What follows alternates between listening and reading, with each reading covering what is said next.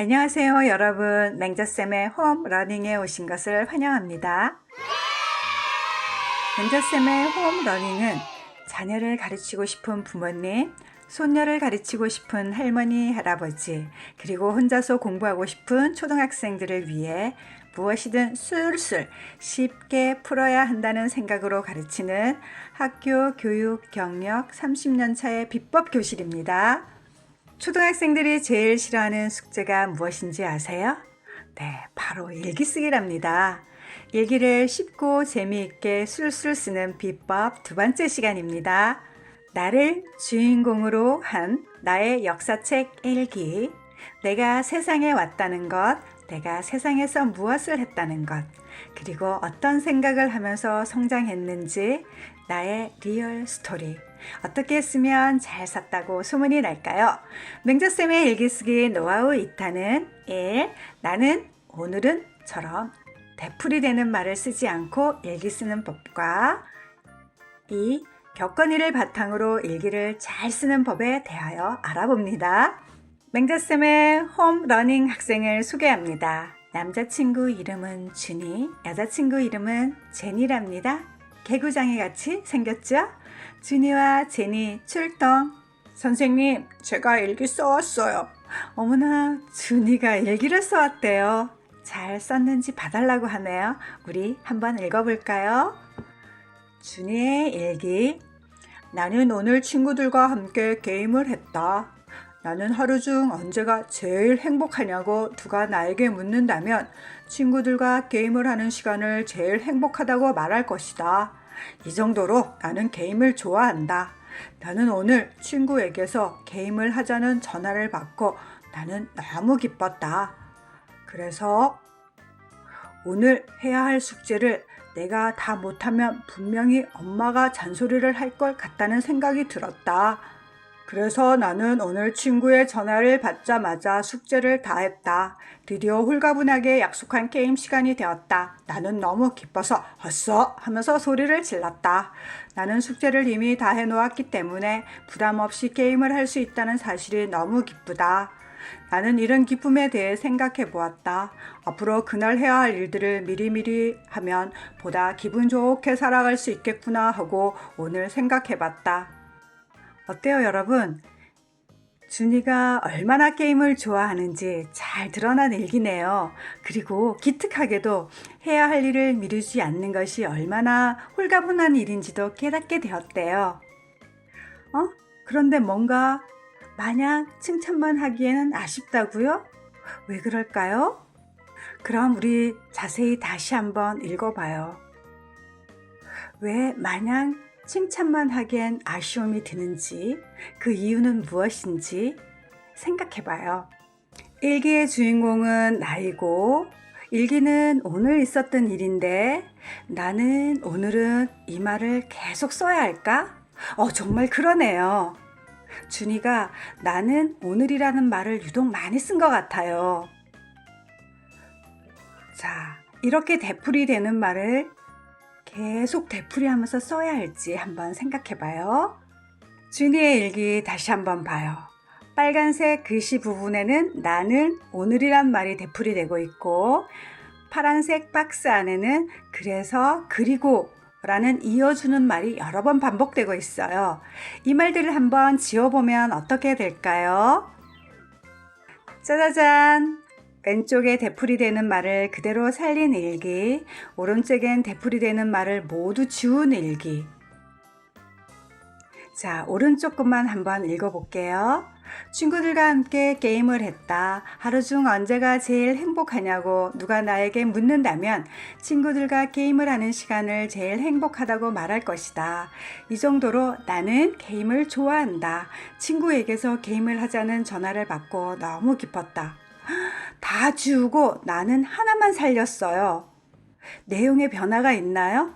오히려 더 매끄럽게 읽혀지는데요. 왼쪽 글보다 오히려 수준 높은 글이 되었습니다. 아하, 그렇다고 나는 오늘이라는 말을 쓰지 말라는 뜻은 아니에요.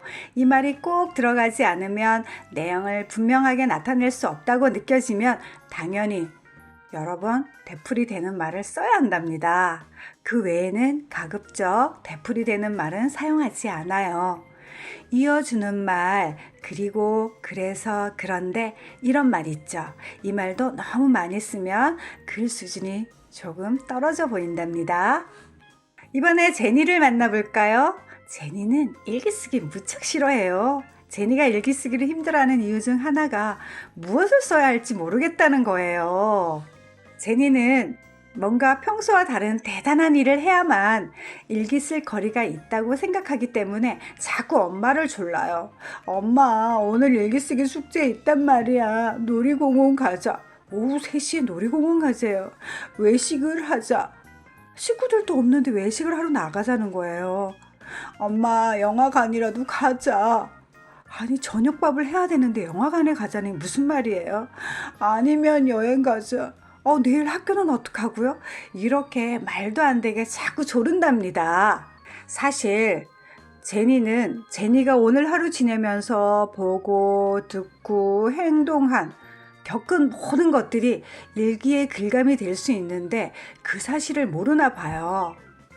여행이나 놀이공원, 특별한 것이 없어도 매일 가는 학교, 매일 만나는 친구, 가족과 있었던 모든 일들이 다 일기에 글감이 될 수 있다고 누가 제니에게 좀 전해줬으면 좋겠어요. 제니야, 학교에서 집으로 오고 가면서, 또 집에서 학원으로 가면서, 또 학교 생활, 학원 생활에서 보고 듣고 행동한 모든 것들을 한번 떠올려 볼래? 나 길가에 핀 개나리 봤어. 신호등을 무시하고 달리는 차도 봤지? 학교에서는 1학년 동선이 울고 있던데? 그리고 말이야, 텔레비전 뉴스 통해서 우리 마을에 화재가 났다는 것도 알게 됐어. 참 엄마, 내가 집으로 왔을 때 엄마 기분이 별로 안 좋다고 느꼈는데. 그리고 학원에서 친구가 아파서 책상에 엎드려 있는 것도 봤어. 제니는 오늘 하루를 보내면서 굉장히 많은 것을 보고 듣고 생각했네요. 제니야, 이 모든 것들이 일기에 글감이 될 수 있단다.